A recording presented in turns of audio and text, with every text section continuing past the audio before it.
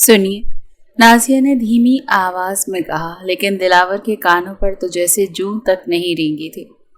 अरे सुनते हैं आप? नाज़िया ने अपनी आवाज को थोड़ा सा ऊंचा किया, लेकिन दिलावर यकीनन सो चुका था। इस बार नाज़िया उसके करीब गई और उसके कानों के करीब चेहरा लजाकर पूरी कुव्वत से चिल्लाई, सुनिए। दिलावर, जो कि अभी अभी गहरी नींद की वादियों में उतर चुका था, चीखती चिल्लाती हुई आवाज सुनकर हड़बड़ाते हुए जाग गया। ये क्या बदतमीजी है? तुम्हें क्या किसी ने मैनर्स नहीं सिखाया? नाज़िया की आंखें एकदम ही आंसुओं से भरने लगी थी, जिसे देखकर दिलावर ने अपने अंदर उठते हुए लावे पर बड़ी मुश्किल से काबू पाया था।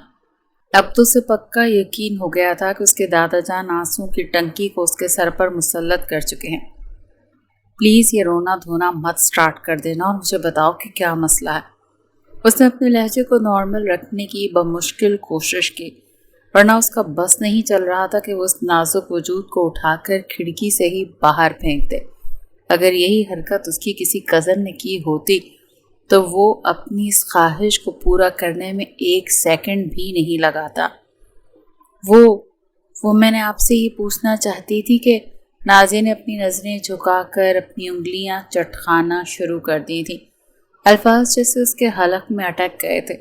दिलावर इस दौरान बमुश्किल अपनी जमाई रोक के उसकी हरकतों को मुलाहिजा फरमा रहा था। अगर तुम आज की तारीख में अपनी बात मुकम्मल कर दोगी तो मैं तुम्हारा एहसानमंद रहूँगा। उसका तंजिया लहजा सुनकर वो तेजी से बोली, वो मैंने आपसे पूछना था कि मैंने कहाँ पर सोना है। दिलावर का मुंह हैरत से खुला का खुला रह गया। मुझसे ये पूछने के लिए तुमने मुझे इतनी गहरी नींद से जगाया है? वो अपने सीने पर उंगली रखते हुए हैरत के समंदर में गौतजन होकर बोला। तो नाज़िया ने जोरों शोर से हाँ में गर्दन हिला दी। मेरी बला से तुम घर के किसी भी कोने में जाकर सो जाओ, मुझे परेशान मत करो।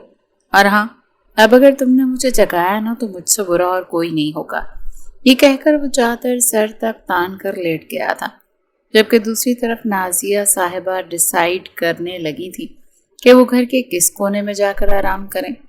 तकिया और चादर तो उसने पहले ही अपने हाथों में पकड़ रखे थे। डायरेक्शन उसको उसके शौहर साहब ने दे दी थी, अब उसने सिर्फ कदम उठाना था। अगली सुबह कुछ ज्यादा ही रोशन थी। शाहवाला में सबसे पहले दादी जान की आंख खुलती थी। वो अपनी आदत के मुताबिक तस्बीह पढ़ते हुए कमरे से बाहर निकली, मगर लाउंज में पड़ा वजूद देखकर वो बुरी तरह से सटपटा गई। नाज़िया अपने तकिए और चादर में लिपटी सोफे के साथ लगे कालीन पर एक मासूम से बच्चे की तरह सुकड़ कर सो रही थी। उसके चेहरे पर थकान के आसार नुमाया थे।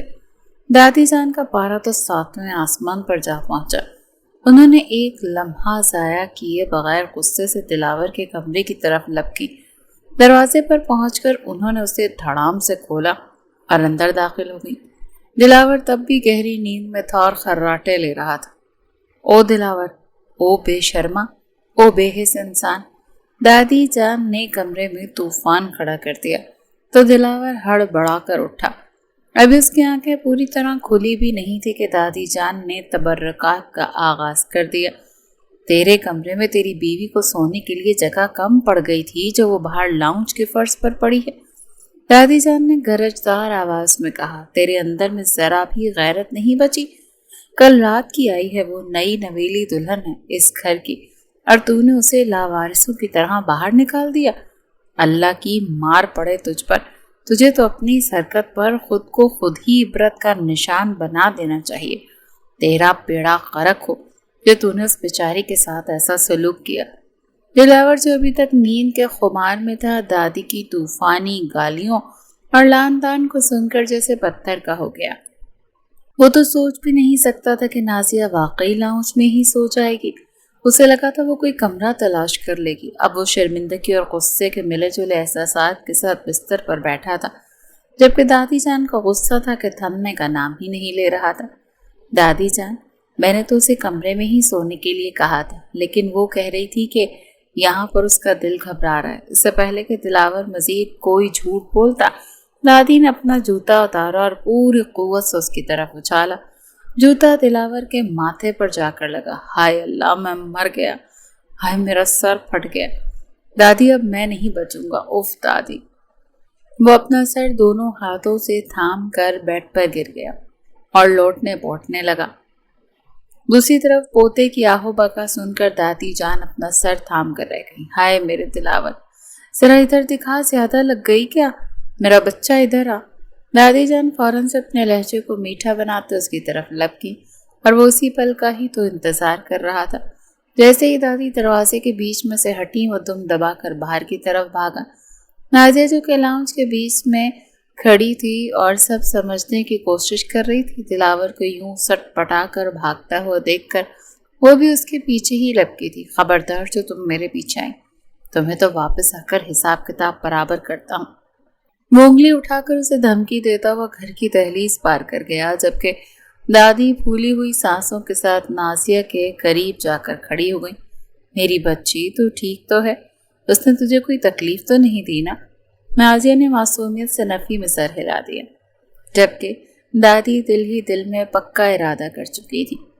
بعد میں جب انہوں نے دلاور کے بابا سلطان صاحب سے اس بارے میں بات کی تو انہوں نے رشیدہ صاحبہ کو تسلی دی۔ فکر مت کریں، میں سب کچھ ٹھیک کر دوں گا۔ جہاں تک دلاور کا سوال ہے تو اس میں اس کا بھی کوئی قصور نہیں، یہ سب کچھ اچانک ہوا تھا۔ آپ پلیز ابا سے اس بارے میں بات نہ کیجیے گا۔ دلاور اس وقت اپنی یونیورسٹی کے فائنل ایئر میں تھا۔ وہ حد سے زیادہ لاپرواہ اور گھمنڈی انسان تھا۔ اس کی اپنی زندگی میں ٹینشن نام کی چیز نہیں تھی، لیکن وہ دوسروں کے لیے ٹینشن ضرور کریٹ کرتا تھا۔ گھر میں پیسوں کی ریل پیل تھی، جو بات منہ سے نکلتی تھی پوری ہو جاتی تھی، اور اس کے ساتھ ساتھ وہ خود بھی اپنا بزنس اسٹیبلش کر رہا تھا جو کہ بہت آسمان کی بلندیوں کو چھونے والا تھا، اور اسی چیز نے اسے مغرور بنا دیا تھا۔ اس کی پرسنالٹی کا سوال تھا تو وہ حد سے زیادہ دلکش تھا۔ 6 فٹ جہاں سے نکلتا ہوا قد، چوڑے شانے، تیکھے نین نقوش اور چہرے پر پھیلی ہوئی سنجیدگی، لیکن آنکھوں میں ناچتی ہوئی شرارت۔ وہ بلا شبہ کسی کا بھی دل دھڑکانے کی صلاحیت رکھتا تھا۔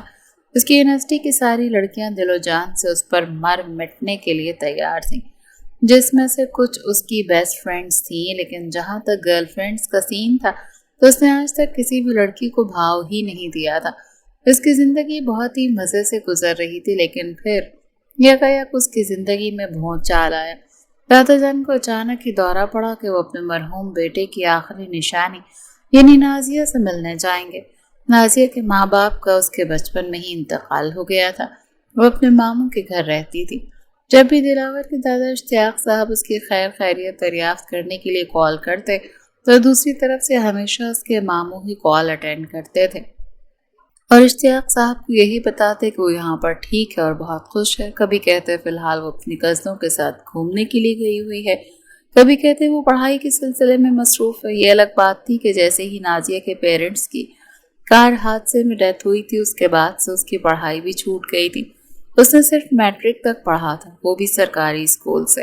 اس کے بابا نے اس سے وعدہ کیا تھا کہ وہ اسے کالج میں ایڈمیشن دلائیں گے اور اسے اس کے دادا کے پاس شہر بھیج دیں گے، لیکن اس سے پہلے ہی اس کے بابا چل بسے اور ماموں جان نے یہ کہہ کر اسے گھرداری میں لگا دیا کہ لڑکیوں کو زیادہ پڑھنا لکھنا نہیں چاہیے۔ اشتیاق صاحب کی اس کے ماموں کے خاندان سے بالکل بھی نہیں بنتی تھی، اسی لیے وہ وہاں پر جانا بھی پسند نہیں کرتے تھے۔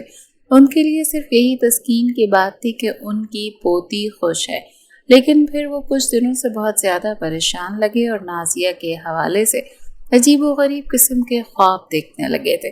اسی وجہ سے انہوں نے اپنی جان سے عزیز پوتے دلاور کو اپنے ساتھ چلنے کے لیے تیار کیا۔ جب وہ حویلی پہنچے تو سامنے کا منظر دیکھ کر تو ایک پل کے لیے ان کی آنکھیں بھی کھل گئیں۔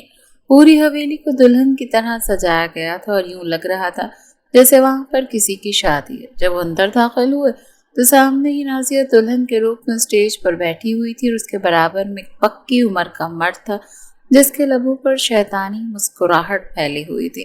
وہ کوئی اور نہیں بلکہ گاؤں کا چودھری تھا جو کہ نازیہ سے چوتھی شادی کر رہا تھا۔ مولوی صاحب بیچارے چودھری کو دیکھ کر ہی طبیعت خرابی کا بہانہ کر کے بے ہوش ہو گئے تھے اور اب دوسرے مولوی کو تلاش کیا جا رہا تھا کہ اشتیاق صاحب کی وہاں پر انٹری ہو گئی۔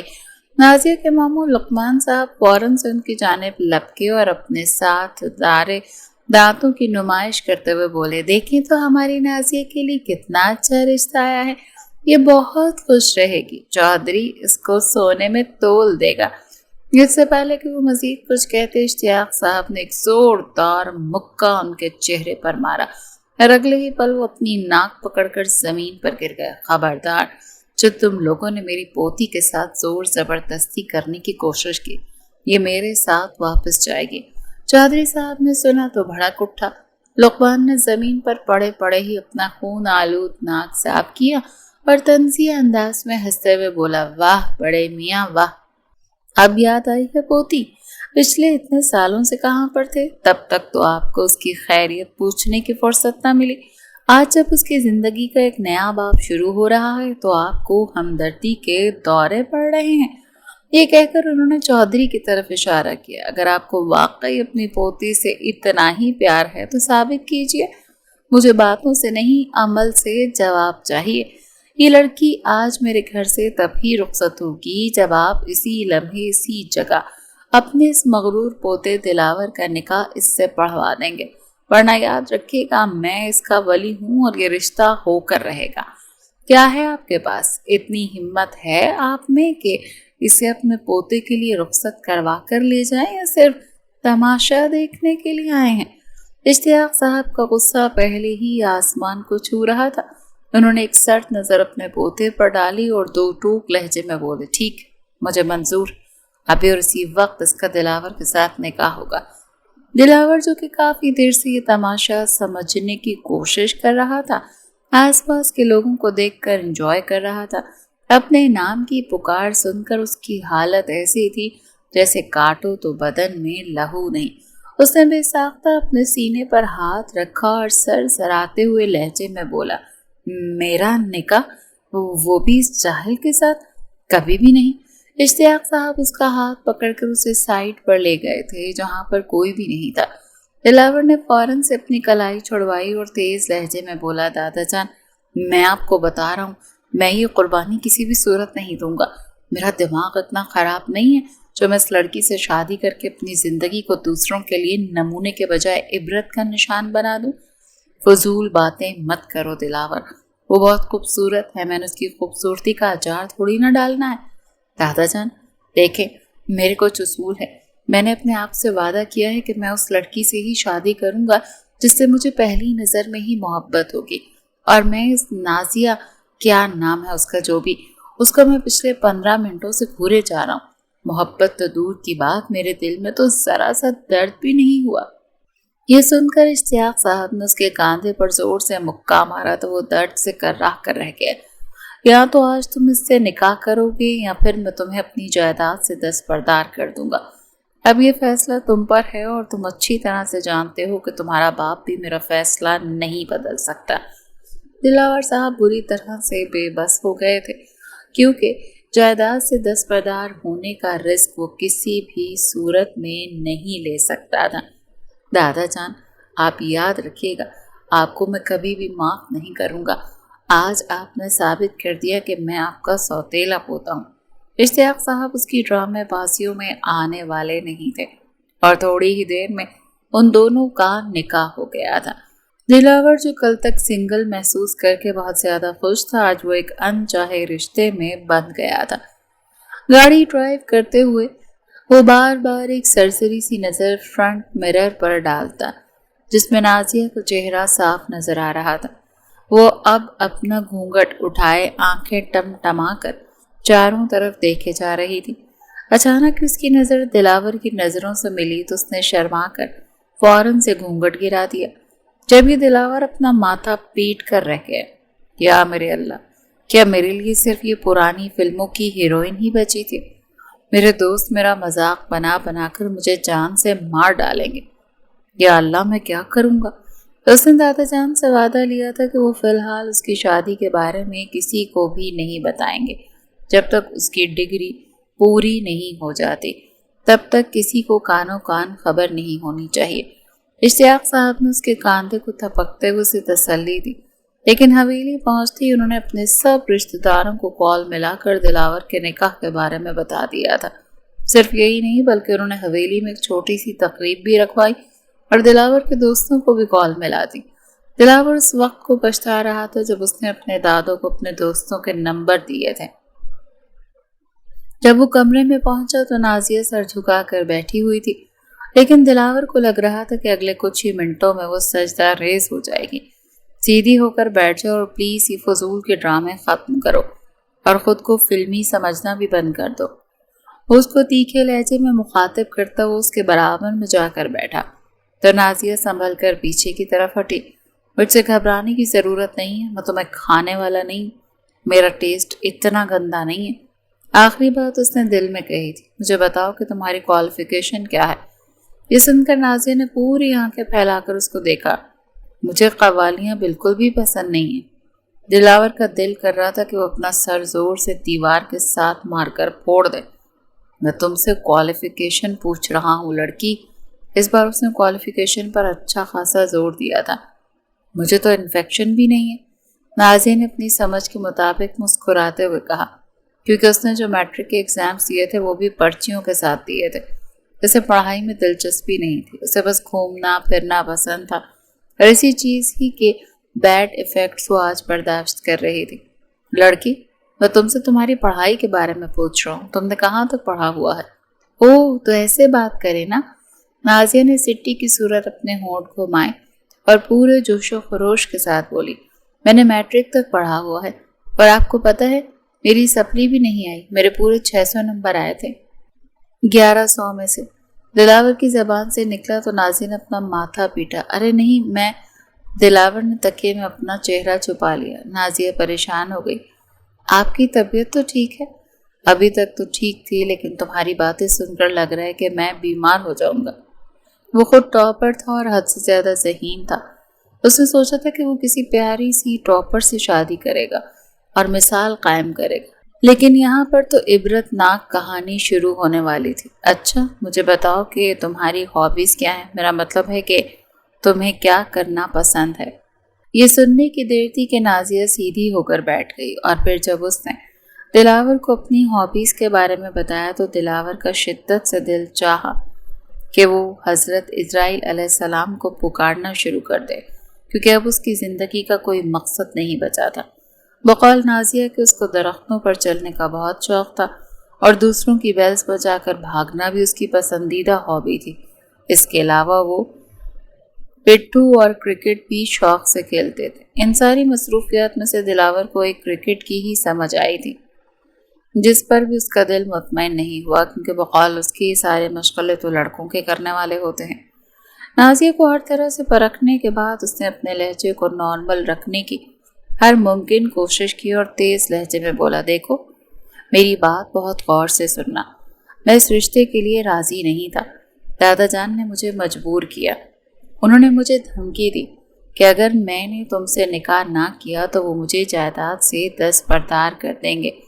نازیہ کا دل ایک دم سے ڈوب کر ابھرا، کیونکہ جب دلاور سے اس کا نکاح ہو رہا تھا تب اس کے دل میں یہی بات تھی کہ اللہ تعالیٰ نے اس کے لیے بھی اس کے خوابوں کا شہزادہ بھیجا ہے۔ لیکن اب اس شہزادے کے منہ سے جلی کٹی باتیں سن کر اس کی آنکھوں میں آنسو آ گئے، جن کو دیکھ کر دلاور تیزی سے بولا، پلیز یہ ڈرامے بازی کرنے کی ضرورت نہیں، تم تو ویسے ہی رو رہی ہو جیسے میں نے تم سے محبت کے دعوے کر رکھے تھے، اور اگر دیکھا جائے تو تمہیں تو میرا شکریہ ادا کرنا چاہیے، میں نے تمہیں اس دلدل سے باہر نکالا۔ اب میری بات بہت ہی غور سے سننا، ہم دونوں ساتھ رہیں گے، لیکن ہم دونوں کے درمیان میاں بیوی والا کچھ بھی نہیں ہوگا، لیکن باہر کا کوئی شخص تم سے پوچھے تو تم نے انہیں یہی بتانا ہے کہ ہم لوگوں کے درمیان ازدواجی تعلق قائم ہو گیا ہے۔ نازیہ کے گال یکدم ہی شرم کے مارے دہکنے لگے۔ دلاور پہلی بار چونکا تھا، لیکن اگلے ہی پل اس نے اپنے ذہن کو جھٹک دیا، اور اگر میں نے دادا کو آپ کی شکایت لگا دی تو؟ نازیہ نے انتہائی معصومانہ انداز میں سوال کیا۔ تو میں تمہاری جان نکال لوں گا، وہ ایک دم سے ہی قراتے ہوئے بولا تو نازیہ پھوٹ پھوٹ کر رونے لگی۔ مجھے ابھی نہیں مرنا ہے، پلیز مجھے مت ماریے گا، ابھی تو میرے بچے بھی نہیں ہوئے، جب تک میرے 12 بچے نہیں ہو جاتے تب تک تو میں اس دنیا سے نہیں جا سکتی ہوں۔ دلاور کا دماغ تو ایک دم سے ہی سٹ پٹ آ گیا، اسے سمجھ نہیں آ رہی تھی کہ وہ نازیہ کو کیسے خاموش کروائے، اور دوسرا اس کے رونے کی وجہ بھی بہت ہی بےہودہ قسم کی تھی۔ دیکھو ٹھیک ہے میں تمہیں نہیں مار رہا، لیکن یہ ڈیل تم نے یاد رکھنی ہے، میاں بیوی ایک دوسرے کا لباس ہوتے ہیں، خبردار جو تم نے کسی تیسرے کو جا کر ہم دونوں کی باتیں بتائیں۔ چلو اب جا کر چینج کرو اور آرام کرو۔ نازیہ دل ہی دل میں اس کو گالیوں سے نوازتی ہوئی واش روم میں گھس گئی تھی۔ شیشے کے سامنے بھی کھڑی ہو کر وہ کافی دیر تک روتی رہی کیونکہ اس کے ارمانوں کا جنازہ تو نکل گیا تھا۔ میں تمہیں کبھی بھی معاف نہیں کروں گی مسٹر دلاور۔ دیکھنا تو ایک دن مجھ سے طوفانی قسم کی محبت ہو جائے گی، تب تم مجھے پانے کے لیے مچلو گے لیکن میں تمہیں دستیاب نہیں ہوں گی۔ فی الحال وہ صبا قمر کے رٹے رٹائے ہوئے ڈائلاگ بول رہی تھی۔ جب تک وہ کمرے میں پہنچے تب تک دلاور صاحب سونے کے لیے لیٹ چکے تھے، اور پھر اٹھائے جانے پر دلاور نے غلطی سے اسے گھر کے کسی بھی کونے میں سونے کا مشورہ دیا تھا، حالانکہ وہ کمرے کے کونے کے بارے میں بات کرنا چاہتا تھا، اور پھر اس کا نتیجہ یوں نکلا تھا کہ اگلے دن صبح صبح دلاور کو حویلی سے فرار ہونا پڑا۔ رب وہ اپنے دوست کے فلیٹ میں پڑا ہوا تھا اور مسلسل آہو بکا کیے جا رہا تھا۔ سکندر جو کہ اسکول کے زمانے سے ہی اس کے ساتھ تھا، اب کی بار اس نے باقاعدہ طور پر دلاور کے سامنے ہاتھ جوڑے۔ خدا کا واسطہ، یہ میرے بندھے ہوئے ہاتھوں کو دیکھ، رونا بند کر دے۔ تیری آواز بہت ہی بری ہے، ہتھوڑے کی طرح میرے کانوں میں بج رہی ہے۔ مہربانی کر کے سو جاؤ اور مجھے بھی سونے دو، تیری وجہ سے میری نیند کا بھی بیڑا غرق ہو گیا ہے۔ کیسا دوست ہے تو؟ تجھے اپنی نیند کی پڑی ہے اور یہاں پر میری زندگی برباد ہو گئی۔ دلاور نے اپنے دکھتے ہوئے دل کے ساتھ دہائی دی، تو ایسا کرنا، اپنی بیوی کو اتنا پریشان کر کے وہ خود ہی تجھے چھوڑ کر چلی جائے۔ اب تجھے کوئی ایسا منصوبہ بنانا ہے کہ وہ دادا جان سے کہہ کر تجھ سے طلاق لے لے۔ دلاور یہ سن کر برا سا منہ بنا کر رہ گیا۔ اگر اس نے مجھ سے طلاق لے لی تو دادا جان نے مجھے جائیداد سے بھی بے دخل کر دینا ہے، تو پھر ٹھیک ہے، اب اس کے ساتھ ہی گزارا کر۔ یہ کہہ کر سکندر سر تک چادر تان کر لیٹ گیا تھا۔ کافی دیر تک سوچ بچار کرنے کے بعد بھی دلاور کو کچھ سمجھ میں نہیں آیا، تو وہ مرے مرے قدموں سے گھر واپس لوٹ آیا۔ لاؤنج میں اس کے لیے پہلے ہی سے عدالت سجی ہوئی تھی، اس کو تو بس کٹہرے میں جا کر کھڑا ہونا تھا، لیکن لاؤنج میں داخل ہوتے ہی اس نے ایک اور نیا شوشہ چھوڑ دیا۔ دادا جان، میں آج کل اس کو کالج میں ایڈمیشن کروا کر آیا ہوں۔ یہ کہہ رہی تھی نا کہ اس نے آگے پڑھائی جاری رکھنی ہے، تو میں نے سوچا کیوں نہ اپنی بیوی کی خواہش پوری کی جائے۔ دادا جو کہ اس سے کل رات کے حوالے سے خبر لینا چاہتے تھے، اس کی یہ بات سن کر دل کھول کر مسکرا دی۔ ارے دلاور بچے، تم نے تو میرے منہ کی بات چھین لی، میں بھی تو یہی سوچ رہا تھا، لیکن رکو ایک منٹ، مجھے پہلے یہ بتاؤ کہ کل رات کو تم نے اسے اپنے کمرے سے نکلنے کے لیے کیوں کہا تھا؟ دلاور کوئی بہانہ بناتا نازیہ خود ہی بول پڑی۔ دادا جان، انہوں نے مجھے نہیں کہا تھا، میں خود اپنی مرضی سے گئی تھی، کمرے میں مجھے گھٹن ہو رہی تھی۔ آپ کو تو پتا ہے نا کہ ہم لوگ گاؤں کے صحن میں چارپائی ڈال کر سویا کرتے تھے۔ اس کے معصومانہ انداز اور یہ نا یقین آنے والا بہانہ سن کر دادا جان نے بے چینی سے پہلو بدلا۔ ایک بار پھر سے ان کا دل للچانے لگا تھا کہ وہ اپنے پوتے کا سر پھاڑ ڈالیں۔ ایک طرف یہ لڑکی تھی جو کہ اپنے شوہر کو بچانے کے لیے اس کی سائڈ لے رہی تھی، دوسری طرف شوہر نامدار تھے جو کہ اس لڑکی کی ذات میں کوئی دلچسپی ہی نہیں رکھتے تھے۔ تمہیں میری پوتی نے بچایا ہے، ورنہ آج تمہارے ساتھ جو میں حشر کرتا نا، وہ تمہاری 7 پوچھتیں بھی یاد رکھتی۔ ابھی اور اسی وقت اسے اپنے ساتھ شاپنگ پر لے کر جاؤ اور اسے اس کی ضرورت کی چیزیں خرید کر دو۔ دلاور چاہتا تھا وہ گھر جا کر آرام کرے، لیکن کیونکہ کل اس کی یونیورسٹی میں ایک بہت ہی امپورٹنٹ پریزنٹیشن تھی اور پھر اسی شام اس کے آفس کے حوالے سے ایک میٹنگ بھی تھی، لیکن بیوی کا عذاب سر پر لے کر اب وہ آرام کہاں کر سکتا تھا۔ شاپنگ مال میں نازیہ اشتیاق سے دیدے پھاڑ پھاڑ کر ساری چیزوں کو دیکھ رہی تھی۔ دلاور نے کوفت سے گہری سانس بھری۔ اپنے منہ کو بند کرو ورنہ مکھی اندر چلی جائے گی، اور مجھے بتاؤ کہ تم نے کیا لینا ہے۔ وہ لوگ ایک شاپنگ مال میں داخل ہوئے تھے۔ نازیہ نے جیسے ہی ٹیگ پر لگی ہوئی رقم پڑھی، اس نے ایک زوردار چیخ ماری۔ دلاور تو کیا سارا عملہ ہی اس کے قریب جا کر کھڑا ہو گیا۔ نازیہ کو شدت سے اپنی غلطی کا احساس ہوا۔ اف نازیہ، کیا تم اپنی جہالت کو 2 منٹ کے لیے کنٹرول نہیں کر سکتے؟ وہ دل ہی دل میں اپنے آپ سے مخاطب ہوتے ہوئے بولی، جبکہ دوسری طرف سیلز گرل فکر مندی سے اس سے سوال کر رہی تھی، میڈم آپ ٹھیک تو ہیں؟ ادھر دلاور کے چہرے پر بھی فکر مندی پھیلی ہوئی تھی۔ کیا ہوا، تم ٹھیک تو ہو؟ نازیہ ہلکا سے اس کے قریب ہو کر اس کے کانوں میں جھکی۔ اور اس کی اگلی بات سن کر دلاور کا دل کر رہا تھا کہ وہ اپنا ماتھا پیٹ لے۔ اسے مسکراتے ہوئے وہاں پر موجود لوگوں کو تسلی دی اور اس کی جانب متوجہ ہو کر دانت پیستے ہوئے بولا، اپنے دماغ پر دباؤ ڈالنا چھوڑو، جو چیز اچھی لگتی ہے وہ خریدو، ویسے بھی تمہارا دادا بہت امیر ہے اور اس کے لیے چھوٹی موٹی چیزیں اہمیت نہیں رکھتی۔ اس دن نازیہ سے زیادہ دلاور نے خود شاپنگ کی تھی، کیونکہ اس طرح کے مواقع سے روز روز ملنے والے نہیں تھے۔ ایک تو بلیک کارڈ تھا، دوسرا پیسہ تھا ابھی دادا جان کا، تو وہ کیوں نہ موقع پر چوکا مارتا۔ وہ دونوں شاپنگ مال سے نکل رہے تھے کہ دلاور کی کلاس فیلو اس سے ٹکرائی۔ ارے دلاور، تم تو عید کا چاند بن گئے ہو، نظر ہی نہیں آتے ہو، کہاں پر مصروف ہوتے ہو اتنے دنوں سے؟ یہ کہہ کر زرین نے ایک نظر اس کے پہلو میں کھڑی نازیہ پر ڈالی، جس نے کالے رنگ کی چادر میں اپنے آپ کو مکمل طور پر لپیٹا ہوا تھا اور چادر کا ایک ٹکڑا اس نے اچھے چہرے پر اپنے ڈھکا ہوا تھا اور اس کو چھپانے کی ناکام کوشش کر رہی تھی۔ لمبی سی قمیص کے ساتھ کھلی گھیردار شلوار پہنی وہ گاؤں کی پکی چودرائن معلوم ہو رہی تھی۔ دلاور نے بھی ابھی اس کے حلیے پر غور کیا تھا اور اب ایک بار پھر سے اسے رونا آ رہا تھا۔ ارے دلاور، یہ لڑکی کون ہے؟ یہ سننے کی دیر تھی کہ نازیہ فوراً سے دلاور کے بازو میں اپنا بازو ڈالی اور اپنا نقاب نیچے گرا کر آنکھیں ٹم ٹماتے ہوئے بولی، میں ان کی زوجہ محترمہ ہوں، ابھی کل ہی ہم دونوں کی شادی ہوئی ہے۔ یہ کہہ کر وہ یوں شرمانے لگی جیسے شادی کر کے اس نے کوئی بہت بڑا کارنامہ سر انجام دے دیا ہو، جبکہ دوسری طرف زرین کے لیے اپنی ہنسی دبانا بہت ہی مشکل ہو گیا تھا۔ اس نے سیٹی کی صورت میں اپنے ہونٹ گھمائے اور حیرانگی کا اظہار کرتے ہوئے بولی، تو دلاور، یہ ہے تمہارے خوابوں کی ملکہ جس کے لیے تم نے یونیورسٹی کی سب سے خوبصورت لڑکی کو ریجیکٹ کیا تھا؟ واو، مجھے تو یقین ہی نہیں آ رہا۔ دلاور زرین کی باتیں سن کر مسلسل پہلو بدل رہا تھا، الفاظ تو جیسے اس کے حلق میں ہی اٹک گئے تھے۔ وہ جانتا تھا کہ اب یہ رپورٹر پوری یونیورسٹی میں جا کر اس خبر کو نشر کر دے گی، اور وہ بھی بہت ہی خطرناک طریقے کے ساتھ۔ کیا میں تمہاری بیوی کے ساتھ ایک تصویر لے سکتی؟ زرین جیسے ہی نازیہ کے قریب ہوئی تو وہ فوراً سے دلاور کے پیچھے جا کر چھپ گئی۔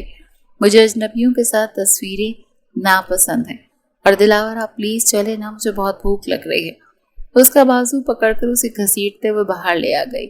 ان کے جانے کے بعد زرین کافی دیر تک پاگلوں کی طرح کھل کھلا کر ہنستی رہی، کیونکہ دلاور کی شکل واقعی میں دیکھنے والی تھی۔ باہر جا کر دلاور نے اپنا ہاتھ نازیہ کے ہاتھوں سے ایک جھٹکے سے چھڑوایا، اور یہ کیا بدتمیزی ہے، تمہیں کس نے کہا تھا اپنی زبان کھولنے پر؟ پھر جھٹکتے ہوئے بولا، جب میں نے تمہیں سمجھایا ہوا ہے کہ جب تک میں تمہیں اجازت نہ دوں تب تک تم کوئی بھی لفظ اپنے منہ سے نہیں نکالو گی، تو پھر کس کی پرمیشن سے تم نے وہ فضول بکواس کی ہے؟ اس کا لہجہ حد سے زیادہ اونچا ہو گیا اور آس پاس سے گزرتے ہوئے لوگ ان کو عجیب و غریب نظروں سے دیکھ رہے تھے۔ نازیہ کا دل کر رہا تھا کہ زمین پھٹے اور وہ اس میں سما جائے۔ اس نے سر جھکا لیا اور اپنا پسندیدہ شغل فرمانے لگی، یعنی کہ آنسو بہانے لگی۔ گاؤں کے بیک ورڈ عورتوں کی طرح آنسو بہانا بند کرو، مجھے اس طرح کی لڑکیوں سے شدید نفرت ہے، اور ہاں، دوبارہ اگر تم نے کسی کے سامنے بھی میری اجازت کے بغیر اپنی یہ زبان کھولی نا تو واپس گاؤں چھوڑ آؤں گا۔ اس کا بازو پکڑ کر اسے گاڑی کی طرف لے کر گیا تھا، جبکہ نازیہ خاموشی سے آنسو بہانے کے بجائے بچوں کی طرح رونے لگی تھی۔ اس کی خاموش نہ ہونے پر دلاور نے اسے ایک جھٹکے سے اپنی جانب کھینچا تو وہ زور سے اس کے سینے کے ساتھ جا کر لگی۔ اس کا نرم اور نازک سینہ دلاور کی چھاتی کے ساتھ جا کر ٹچ ہوا تو نازیہ کے وجود میں ایک عجیب سی بے چینی دوڑ گئی، جبکہ دلاور تو اس کی ذہنی حالت سے مکمل طور پر اب انجان تھا۔ وہ اس کے کانوں میں جھکتے ہوئے خراتے ہوئے بولا، مجھے تمہاری آواز بھی سنائی نہ دے، ورنہ تمہیں یہیں پر چھوڑ کر چلا جاؤں گا۔ یہ دھمکی تو واقعی میں کارآمد ثابت ہوئی۔ وہ اپنا سر جھکا کر گاڑی میں چپ چاپ جا کر بیٹھ گئی۔ تھوڑی ہی دیر گزری تھی کہ دلاور کو شدت سے اپنی غلطی کا احساس ہوا۔ اسے یوں نازیہ پر اتنا زیادہ غصہ نہیں کرنا چاہیے تھا۔ سنو، اس نے صرف اتنا کہا تھا کہ نازیہ بھڑکتے ہوئے بولی، فکر مت کریں، میں اس بارے میں دادا جان کو جا کر نہیں بتاؤں گی، مجھے آپ سے زیادہ اپنی عزت کا خیال ہے۔ वो नफरत से अपना सर झटकते हुए बोली तो दिलावर ने एक गहरी सांस खारिज की। मैं तुम्हें इससे मना नहीं कर रहा हूँ। थोड़ी देर पहले जो कुछ भी हुआ मैं उस पर तुमसे माजरत खा हूँ। मुझे तुमसे इस लहजे में बात नहीं करनी चाहिए थी, लेकिन तुम भी हद करती हो। फिक्र मत करें मिस्टर दिलावर, दोबारा आपको शिकायत का मौका नहीं दूंगी। मुझे मेरी हद पता चल गई है।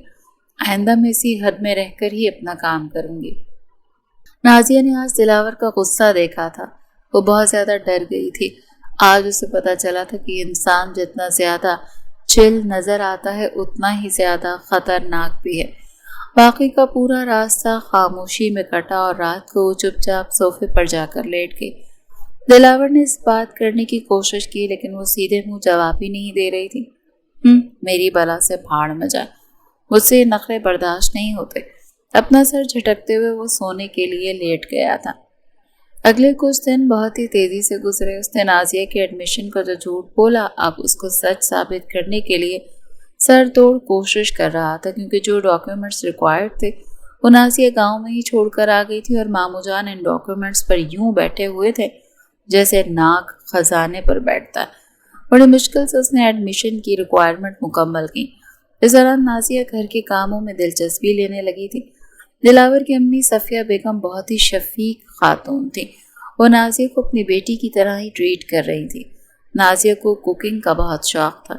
वो दिन का खाना खुद ही बनाती थी और हवेली में भी यही रवाज था कि बाकी सारे काम बेशक मुलाजिम करें, लेकिन किचन के काम हवेली की औरतें ही किया करती थी। एक दिन दिलावर के ऑफिस में बहुत ही इम्पोर्टेंट मीटिंग थी जो कि दादा जान के एक दोस्त के साथ थी। वो एक बहुत बड़ी डील को फाइनल कर रहा था। सुबह उजलत में वो शर्ट पहनकर कमरे से बाहर निकल गया। जब वो ऑफिस में पहुंचा तो सब लोग उसे देखकर हंस रहे थे। लड़कियां अपनी मुस्कुराहट दबाने की नाकाम कोशिश कर रही थी। उसका शिद्दत से कुछ गलत होने का एहसास हुआ। कल तक जो लोग उसके सामने नजर उठाकर बात भी नहीं करते थे, क्योंकि वह हद से ज्यादा मगरूर और घमंडी इंसान था, आज वही लोग उसका मजाक बना रहे थे। उसने अपने एक वर्कर को अपने पास बुलाया और उसके चेहरे को गुस्से से घूरते हुए कहा, क्या मेरी शक्ल पर लतीफ़ा लिखा हुआ? तो बोला। ये सुनकर वो वर्कर घबरा गया और जोरों शोर से नफ़ी में सर हिलाने लगा। तो फिर तुम अपने सारे दांतों की नुमाइश क्यों कर रहे हो? अगर हंसने का बहुत शौक है तो कहीं जाकर अपना शौक पूरा करो। मेरे सामने अगर दोबारा तुमने अपने 32 दांत दिखाए तो ये 32 के 32 ही तोड़ दूंगा। उस वर्कर की हालत एकदम से खराब हो गई और चेहरा लट्ठी की मानंद सफ़ेद हो गया था। जबकि दिलावर गुस्से से अपने ऑफिस में दाखिल हुआ। सामने ही सिकंदर सोफे के साथ टेक लगा कर बैठा हुआ था और उसके आने का इंतजार कर रहा था। बड़ी देर कर दी मेहरबान आते आते, सिकंदर ने नॉर्मल से लहजे में कहा कि अचानक उसकी नज़र दिलावर की पुश्त पर पड़ी। वो दरवाज़ा बंद करने के लिए मुड़ा था। पीछे से उसकी शर्ट का एक हिस्सा जला हुआ था और अंदर से उसकी स्किन वाज़े हो रही थी। ये देखकर सिकंदर के लबों पर भी दिल फरेब सी मुस्कुराहट फैल गई। दिलावर लाला, एक बात तो बता, ये शर्ट तूने किस ब्रांड से ली है? ये कहकर उसने दोबारा से अपनी हंसी दबाने की कोशिश की, जबकि दिलावर बुरी तरह से चिढ़ गया था। यार मसला क्या है तुम लोगों का?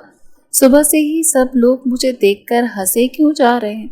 वो झुंझलाते हुए लहजे में बोला तो सिकंदर ने उसके कंधे पर हाथ रखा। क्या यार, हम तुझे नहीं बल्कि तेरी शर्ट पर बने इस डिज़ाइन को देखकर हंस रहे हैं, जो यकीनन जल्दी जल्दी पहनने के चक्कर में तूने नहीं देखा। सिकंदर ने जैसे ही बैग की तस्वीर लेकर उसके सामने की तो दिलावर का पारा तो 7वें आसमान पर जा पहुंचा था। उसने तेजी से वाकई में शर्ट की हालत नहीं देखी थी। और फिर सोने पर सुहागा। घर से जब वो निकला तो उसने ऊपर कोट पहन रखा था, लेकिन मौसम गर्म होने की वजह से उसने वो गाड़ी में ही उतार दिया था। इन लोगों की तो ऐसी की तैसी। वो गुस्से से दांत कच कचाते हुए बोला। जिस मुलाजिम ने भी उसकी शर्ट का ये हाल किया था आज उसकी खैर नहीं थी। गुस्सा होने की वजह से वो मीटिंग में भी ठीक तरह से प्रेजेंट नहीं था और नतीजा ये निकला कि इतनी बड़ी डील उसके हाथों से चली गई।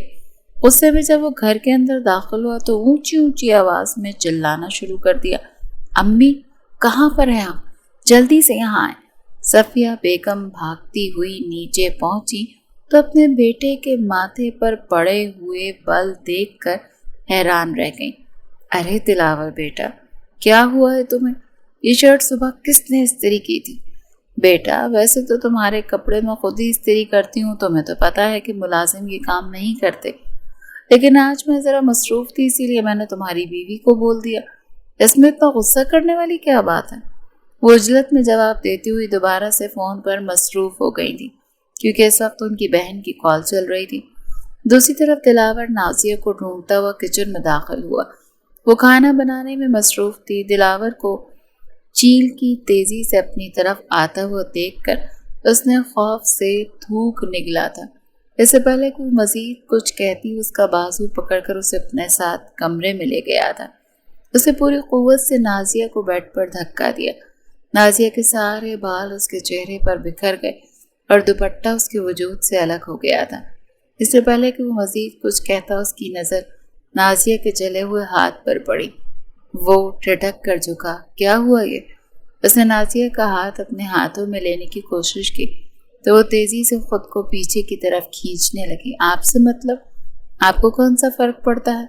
بیوقوف لڑکی، ضد نہ کرو اور مجھے بتاؤ کہ اس کو کیا ہوا ہے۔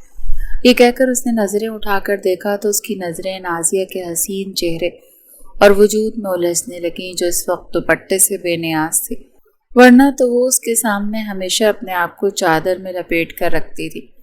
پسینے کے کچھ قطرے اس کی گردن پر موجود تھے اور یہ منظر بہت ہی دلکش تھا۔ ایک پل کے لیے دلاور کو لگا کہ وہ سب کچھ بھول گیا ہے، لیکن نازیہ نے جب اپنے آپ کو دوبارہ سے پیچھے کی طرف دھکیلا تو وہ جھٹکے سے ہوش کی دنیا میں واپس آیا۔ لیکن ابھی بھی وہ اپنا غصہ بھول کر خالی خالی نظروں سے اس حسینہ کو دیکھ رہا تھا جو کہ اس کے نکاح میں تھی اور اس کی بیوی کی حیثیت سے اس کمرے میں اور اس کے نزدیک موجود تھی۔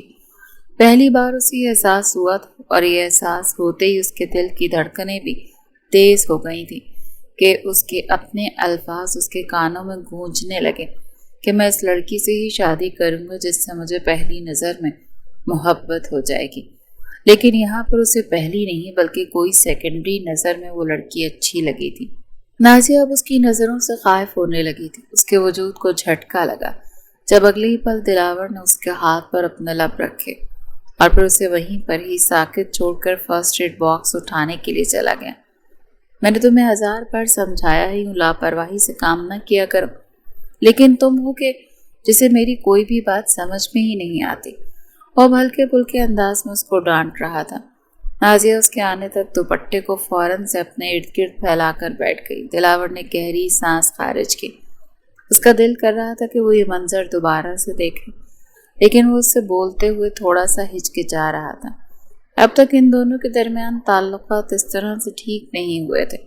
اب دوبارہ تم اس وقت تک کچن میں قدم نہیں رکھو گی جب تک تمہارا ہاتھ ٹھیک نہیں ہو جاتا۔ اور ہاں، ایک اور بات، اگر دوبارہ غلطی سے میری شرٹ جل جائے تو مہربانی کر کے مجھے بتا دیا کرو، میں غصہ نہیں کروں گا۔ آج بھی تمہاری بے وقوفی کی وجہ سے مجھے بہت ہی زیادہ شرمندگی اٹھانی پڑی ہے۔ نازیہ نے اپنی گردن جھکا لی۔ اسے اپنی غلطی کا احساس ہو رہا تھا۔ آئی ایم ریئلی سوری، اس نے نرم لہجے میں کہا اور پھر اگلے ہی پل وہ کمرے سے باہر نکل گئی۔ دلاور کافی دیر تک کمرے کے بند دروازے کو گھورتا رہا۔ اگلے دن وہ اسے کالج چھوڑنے کے لیے گیا تھا۔ نازیہ حد سے زیادہ کنفیوز تھے اور بہت ڈر بھی رہی تھی کیونکہ بقول اس کی عمر زیادہ ہو چکی ہے اور وہاں پر ایسا کچھ سب لوگ اس کا مذاق اڑائیں گے۔ لیکن دلاور نے اسے تسلی دی کہ کچھ نہیں ہوگا اور اگر کسی نے تمہیں پریشان کیا تو مجھے بتانا، میں خود اپنے طریقے سے اسے ہینڈل کر لوں گا۔ دراصل دلاور کا بھی سیمسٹر ختم ہو گیا تھا اور اب وہ بزنس کے چکر میں کچھ دنوں کے لیے کشمیر جا رہا تھا۔ وہاں پر پہنچ کر اسے نازیہ کی یاد ستانے لگی۔ وہ خود حیران ہو رہا تھا کہ کل تک وہ اس لڑکی کی شکل بھی نہیں دیکھنا چاہتا تھا اور آج وہ اس لڑکی کو دیکھنے کے لیے مچل رہا تھا۔ اسے نازیہ کو کال کرنے کے بارے میں سوچا تو اسے شدت سے اپنی غلطی کا احساس ہوا۔ نازیہ کو تو اس نے فون لے کر ہی نہیں دیا تھا۔ صفیہ بیگم کو اس نے کال کی تو انہوں نے بتایا کہ وہ اس وقت سونے کے لیے لیٹی ہوئی ہے۔ ان 3 دنوں میں اس کا نازیہ کے ساتھ رابطہ نہ ہو سکا۔ جب وہ فری ہوتا تھا وہ یا تو کالج میں ہوتی تھی یا پھر سو رہی ہوتی تھی۔ وہ سمجھ نہیں پا رہا تھا کہ وہ جان بوجھ کر اس سے بات نہیں کر رہی یا پھر وہ واقعی میں مصروف ہے؟ ان 3 دنوں میں اس کا موڈ بری طرح سے آف ہو گیا تھا۔ اس حویلی میں واپسی کافی لیٹ ہوئی تھی، رات 12 بج رہے تھے۔ وہ اپنے کمرے میں جا رہا تھا کہ اچانک اسے لان سے سسکیوں کی آواز سنائی دی۔ ایک پل کے لیے اسے لگا کہ اس کا دل کٹ جائے گا، کیونکہ اس آواز کو وہ بہت اچھے طریقے سے پہچانتا تھا۔ وہ نازیہ تھی۔ جب وہاں پہنچا تو نازیہ اپنا چہرہ دونوں ہاتھوں میں چھپائے چھوٹے بچوں کی طرح پھوٹ پھوٹ کر رو رہی تھی۔ وہ اس وقت بہت تکلیف محسوس کر رہی تھی۔ نازیہ، دلاور کے لب ہولے سے پھڑ پڑائے تو نازیہ نے فوراً سے اپنا چہرہ اٹھایا۔ دلاور کا دل کر رہا تھا وہ اس کے خوبصورت لال آنکھوں پر قربان ہو جائے۔ وہ بے چین ہو کر اس کی طرف لپکا۔ کیا ہوا؟ تم ٹھیک تو ہو؟ اتنا سننا تھا کہ نازیہ نے اس کے سینے پہ سر رکھا اور اونچی آواز میں رونے لگی۔ اس دوران وہ پیار سے اس کی کمر کو تھپک رہا تھا اور اس کو تسلی دے رہا تھا۔ نازیہ سے اپنے کالج کی لڑکیوں کی شکایت لگا رہی تھی کہ وہ سب لوگ اس کا مذاق بناتے ہیں، اس کے ایکسنٹ پر ہنستے ہیں، وہ ان کی طرح لائق نہیں ہے، ٹیچرز اسے سب لوگوں کے سامنے ذلیل کرتے ہیں۔ میں دوبارہ کبھی بھی کالج نہیں جاؤں گی، مجھے آگے نہیں پڑھنا ہے۔ دلاور نے اسے تسلی دی کہ تم فکر مت کرو، میں ان سب لوگوں سے نمٹ لوں گا۔ جہاں تک تمہاری پڑھائی کا سوال ہے تو اب میں خود ہی تمہارا ٹیوٹر بنوں گا۔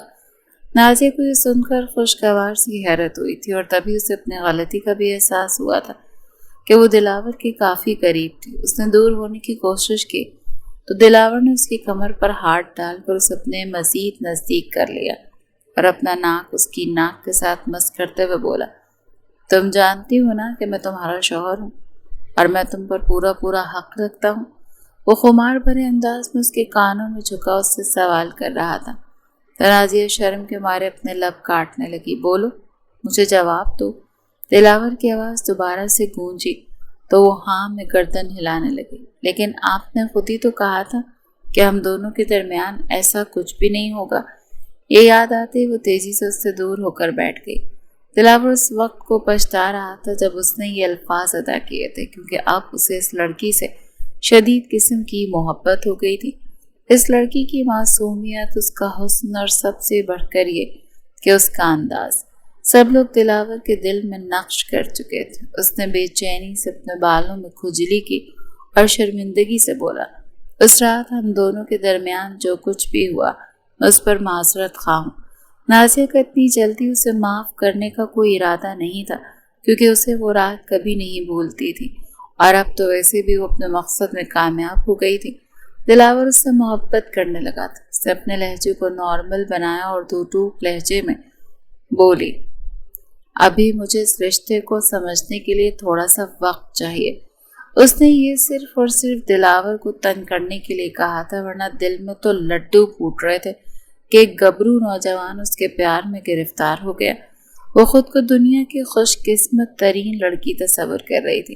دلاور بھی اس کی چالاکی کو سمجھ گیا تھا۔ اگر وہ چاہتا تو اس کے ساتھ زبردستی کر سکتا تھا، لیکن وہ اسے اس کی مرضی سے حاصل کرنا چاہتا تھا، اسی لیے اس نے نازیہ کے ان الفاظ پر اپنا سر جھکا دیا تھا۔ اگلی صبح جب وہ سو کر اٹھا تو نازیہ شیشے کے سامنے کھڑی تیار ہو رہی تھی۔ اس نے ہلکے گلابی کلر کا سوٹ پہنا تھا اور ڈارک کلر کی لپسٹک لگائے۔ وہ واقعی میں بہت حسین لگ رہی تھی۔ دلاور کے دل کی دھڑکنیں بے ترتیب ہو گئی تھیں۔ اس کا بس نہیں چل رہا تھا کہ وہ اس کو کھینچ کر اپنا قریب کر لے اور اس کے جسم کی نرمی کو محسوس کرے۔ نازیہ نے یہ جان بوجھ کر اس کو پریشان کرنے کے لیے تیاری کی تھی۔ وہ شیشے میں اپنے اوپر اس کا عکس بھی دیکھ رہی تھی اور جان بوجھ کر انجان بن رہی تھی۔ تیاری پوری ہونے کے بعد وہ سائڈ سے نکلنے لگی تو دلاور نے اس کا ہاتھ پکڑ کر اسے ایک جھٹکے سے اپنی جانب کھینچا تو وہ توازن برقرار نہ رکھ سکی اور دلاور کے اوپر جا گری۔ اس دوران دلاور نے اس کے نرم سینے کو اپنی گرفت میں لیا اور اس کو ہلکا سا دباتے ہوئے دل فریب لہجے میں بولا، جتنا پریشان کرنا ہے کرو، بہت جلد میرا بھی وقت آئے گا اور تب میں تم سے سارے بدلے چن چن کر لوں گا۔ نازیہ تو اس کے ہاتھوں کے لمس کی تپش کو محسوس کر کے ہی شرم سے پانی پانی ہو گئی تھی۔ چھوڑے مجھے، یہ کیا کر رہے ہیں؟ آپ نے مجھ سے وعدہ کیا تھا، وہ گڑبڑاتے ہوئے لہجے میں بولی تو دلاور نے اسے آزاد کر دیا۔ آپ بہت ہی بے شرم انسان ہیں۔ یہ سن کر دلاور نے کاندھے اچکا دیے۔ ابھی تم نے دیکھا ہی کیا ہے میرے حسن کی ملکہ، ابھی تو یہ ٹریلر بھی نہیں، تم ایک بار ذہنی طور پر تیار ہو جاؤ، پھر تمہیں پہلے ٹریلر دکھاؤں گا اور پھر اس کے بعد ساری فلم۔ یہ کہہ کر اس نے بائیں آنکھ ونک کی۔ خیر، آج تم بہت پیاری لگ رہی ہو۔ یہ کہہ کر اس نے ایک بار پھر سے چھوٹی سی گستاخی کی تو نازیہ غصے سے اس کی طرف پشت کو گھور کر رہ گئی۔ اس کا ارادہ دلاور کو تنگ کرنے کا تھا، لیکن یہاں پر وہ موصوف الٹا اسے ہی پریشان کرنے لگے تھے۔ شام کے وقت حویلی میں دلاور کے بزنس پارٹنر کے لیے پارٹی رکھی گئی، جہاں پر سب لوگوں کو ہی دعوت دی گئی۔ تقریباً پورا خاندان اور دلاور کے دوست بھی وہاں پر موجود تھے۔ نازیہ جب نیچے پہنچی تو دلاور اپنی کلاس فیلو کے ساتھ کھڑا ہنس کر باتیں کر رہا تھا، جسے دیکھ کر نازیہ کا دل غصے سے جلنے لگا۔ وہ غصے سے بل کھا کر رہ گئی اور اگلے ہی پل وہ اپنے چچا کے بیٹے جمشید کے ساتھ جا کر کھڑی ہو گئی اور اس کے ساتھ بھی بالکل ویسے ہی ہنس کر باتیں کرنے لگی جیسے دلاور کر رہا تھا۔ دلاور کو بالکل بھی امید نہیں تھی کہ اس سے 2 ہاتھ آگے نکلے گی۔ یا میرے اللہ، میں تو اس لڑکی کو بہت معصوم سمجھتا تھا۔ وہ دل ہی دل میں بڑبڑاتا وہ غصے سے جمشید کی طرف بڑھا اور اسے وہاں سے بھیج کر نازیہ کی طرف متوجہ ہوا۔ کیا میں آپ سے پوچھ سکتا ہوں کہ یہ سب کچھ کیا ہے؟ نازیہ نے سن کر کاندھے اچکا دی اور بغیر اس کا حوالہ دیتے ہوئے تیز انداز میں سوال کرنے لگی، کیا آپ کو کوئی پرابلم ہے؟ یہ سن کر دلاور اس کے قریب ہوا اور اس کے کانوں کی لو کو اپنے دانتوں میں دباتے ہوئے سر سراتے ہوئے لہجے میں بولا، پرابلم نہیں بلکہ مجھے پرابلمز ہیں۔ ٹھیک ہے، میں تم سے پرومس کرتا ہوں اب میں کسی بھی لڑکی سے بات نہیں کروں گا، لیکن تم بھی مجھے کسی بھی لڑکے کے آس پاس بھٹکتی ہوئی نظر مت آنا، ورنہ سارے حساب کتاب برابر کروں گا۔ اور آج تم جس قدر حسین لگ رہی ہو نا، ویسے بھی مجھ سے کوئی بھی نہیں بچ سکتا۔ یہ کہہ کر دلاور نے اس کے پیٹ پر اپنی انگلیاں چلائیں اور اس کو بے چین چھوڑ کر خود لمبے لمبے ڈگ بھرتا ہوا سکندر کے قریب جا کر کھڑا ہو گیا۔ ویسے تو کب اپنی بیوی کو چھوڑا؟ سکندر نے جان بوجھ کر یہ سوال پوچھا تھا۔ بیوی کا تو مجھے نہیں پتا، لیکن میں تجھے کتوں کے سامنے چھوڑ دوں گا اگر تو نے دوبارہ مجھ سے یہ سوال پوچھا۔ تو میں نے اسے اپنے دل و جان سے قبول کر لیا اور مجھے اس سے محبت بھی ہو گئی ہے۔ سکندر یہ سن کر کھل کر مسکرا دیا۔ ویسے میری بات کا غلط مطلب نہ لینا مسٹر دلاور، میں بس لائٹ نوٹ میں تجھے یہ بتا رہا ہوں کہ تو بہت خوش قسمت ہے جو تجھے نازیہ جیسی لڑکی ملی۔ دلاور اس کی بات کا مطلب سمجھ گیا۔ اس کا سر فخر کے مارے مزید بلند ہو گیا۔ وہ جو اپنے سب دوستوں کولیگ سے اپنی شادی کے بارے میں چھپا رہا تھا، اس نے اس رات نازیہ کا ہاتھ پکڑ کر سب لوگوں کے سامنے اسے اپنی بیوی کے روپ میں قبول کیا تھا۔ دادا جان کو بھی اس سے اس حرکت کی امید نہیں تھی۔ نازیہ کی آنکھیں بھی خوشی کے مارے بھیگ گئی تھیں۔ اس کے دل میں جو آخری پھانس تھی وہ بھی نکل چکی تھی۔ وہ شخص اسے ساری دنیا کے سامنے اپنا نام دے چکا تھا۔ دادا جان نے جذبات میں آ کر پارٹی میں ایک اور فیصلہ کر دیا تھا کہ وہ اگلے ہفتے ان دونوں کا بہت ہی دھوم دھام سے ولیمہ کریں گے۔ نازیہ جانتی تھی کہ ولیمے کے لیے ان دونوں کے درمیان ازدواجی تعلق کا ہونا ضروری ہے، اور اب اس چیز نے ہی اس حد سے زیادہ کنفیوز کر دیا تھا۔ اس رات دلاور نے اسے کمرے میں آنے کے لیے کہا تھا، لیکن وہ جان بوجھ کر اپنی فیمیل کزنز کے کمرے میں جا کر سو گئی۔ دلاور بے چینی سے اس کا انتظار کرتا رہ گیا، لیکن وہ کافی دیر تک نہ آئی تو اسے ڈھونڈنے کے لیے نکلا۔ اب سارے کمروں میں تو وہ الگ الگ چیک نہیں کر سکتا تھا، ورنہ سب لوگ اس کا مذاق بناتے۔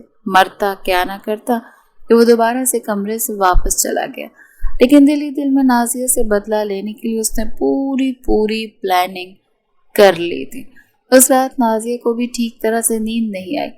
دلاور کی میٹھی میٹھی نظریں اسے ابھی تک اپنے وجود کے آر پار ہوتی ہوئی محسوس ہو رہی تھی۔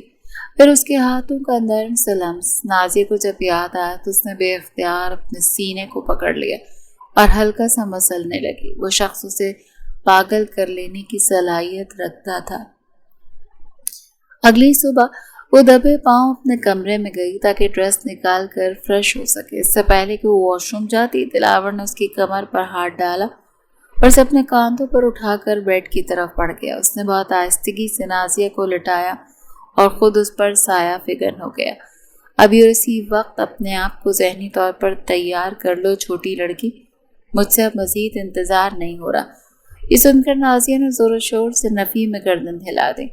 تمہیں مجھے اس حال میں دیکھ کر مزہ آ رہا ہے نا؟ وہ جذباتی ہوتے ہوئے بولا تو نازیہ بھی ایک دم سے جذباتی ہو گئی اور تیزی سے نفی میں سر ہلانے لگی۔ تو پھر مجھے خود کو چھونے کی اجازت دے دو۔ دلاور نے اپنا چہرہ اس کے بالوں میں چھپایا اور اگلے ہی پل وہ اس کی گردن پر اپنے ہونٹ رکھ چکا تھا۔ نازیہ اس کو خود سے الگ نہیں کر رہی تھی، جس کا صاف یہ مطلب تھا کہ اسے اب کوئی پرابلم نہیں۔ وہ بس زبان سے اقرار کرتے ہوئے شرما رہی تھی اور اب دلاور بھی مزید اسے تنگ نہیں کرنا چاہتا تھا۔